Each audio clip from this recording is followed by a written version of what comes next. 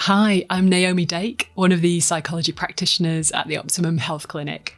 Today, what we're going to be doing is talking to you in a 3-part series about how to develop your inner coach and why that's important, how that can support us in healing and also in our own sustainable progress.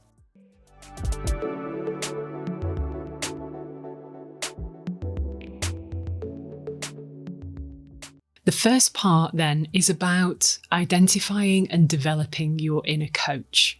Having a strong inner coach really enables us to cultivate a sense of self-care, of taking care of ourselves, of being able to think and act resourcefully, and to talk to ourselves in a positive way.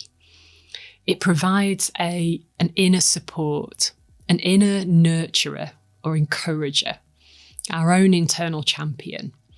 And when things are tough and difficult, actually, this is the place in ourselves that we really want to tap into and to develop and to strengthen. It also is about valuing ourselves. It's making ourselves a priority. And that will be really uncomfortable for a lot of us who have grown up with messages maybe that it's not okay to do that. It's not safe to do that. Or it may feel selfish or just uncomfortable.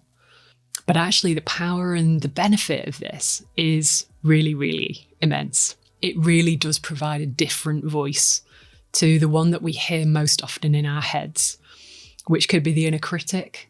It could be the inner perfectionist or achiever. Actually, the voice of the inner coach is the perfect antidote.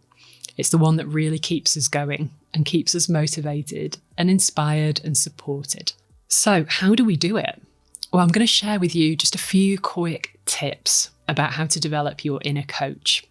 And there's a few kind of reflective coaching type questions here for you. If you were to imagine somebody who really cared about you and had your best interests at heart, how would they support you? What might they say? What qualities do they have? What do they demonstrate or show you? What do they give to you? How might you show yourself those qualities of perhaps support, encouragement, perhaps belief, and a sense that you are loved as you are, that you have the strength and the resilience to do this, that you've done difficult things. Perhaps they'd remind you of that. What might you say to a loved one or to someone that you care about? Because I bet that you've supported them and encouraged them and nurtured them. Perhaps you've done this with a colleague or a friend or a child or a loved one. What would you say? What have you said? And how could you turn this inside for you? Sometimes what people can find helpful is to visualise their own inner coach, perhaps as a person, perhaps as a character.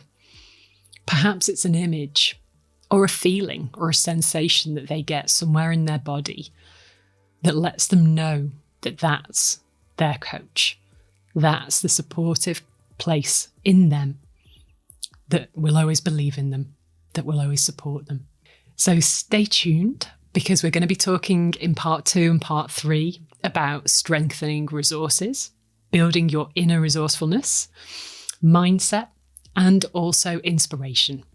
For the moment, if you have any questions or want any further information, feel free to check out the website, which is www.theoptimumhealthclinic.com. And look forward to seeing you soon.